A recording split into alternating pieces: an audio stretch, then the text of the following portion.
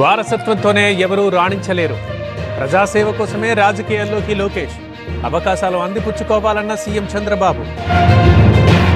రాష్ట్రంలో పారిశ్రామిక విప్లవం. దేశానికి తెలంగాణ ఫార్మా క్యాపిటల్. భారీగా పెట్టుబడులు వస్తున్నాయన్న శ్రీధర్ బాబు. తెలంగాణలో సన్ పెట్రోకెమికల్స్ 45,500 కోట్ల పెట్టుబడులకు అంగీకారం. 800 కోట్ల ఇన్వెస్ట్మెంట్స్ కి జేఎస్డబ్ల్యూ యుఏఈ ఆసక్తి. కొనసాగుతోన్న కాళేశ్వరం కమిషన్ ఎంక్వైరీ. ఇవాళ హాజరు కానున్న ఏజెన్సీలు. ప్రతినిధులను విచారించనున్న కమిషన్. తెలంగాణ పల్లెల్లో ఘర్షణ వాతావరణం. గ్రామ సభల్లో ఎక్కడికక్కడ నిలదీతలు. మధ్యలోనే వెనుదిరుగుతున్న అధికారులు.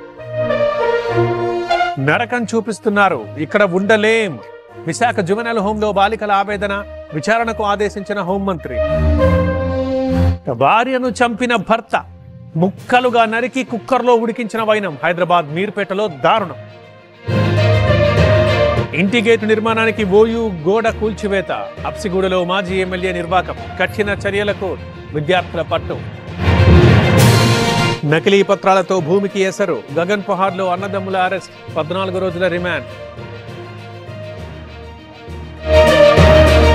అనంతపురం రాజహంస బిల్లాస్లో భారీ చోరీ. వ్యాపారి ఇంట్లో కోట్ల విలువైన నగలు అపహరణ. సీసీ కెమెరాలో దుండగుల కదలికలు. పాడేరు ఏజెన్సీలో పొగమంచు తీవ్రత. సింగిల్ డిజిట్స్ కి పడిపోయిన ఉష్ణోగ్రత. దట్టంగా అలుముకున్న ఫాగ్. తెలంగాణలో పెరిగిన చలి తీవ్రత.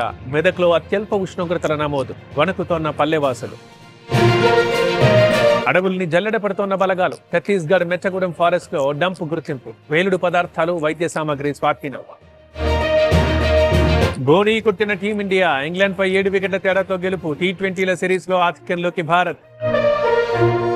హర్షదీప్ నయా రికార్డ్. టీ20లో అధిక వికెట్లు తీసిన ఇండియన్ బౌలర్. 97 వికెట్లతో చాహల్ రికార్డ్ బ్రేక్.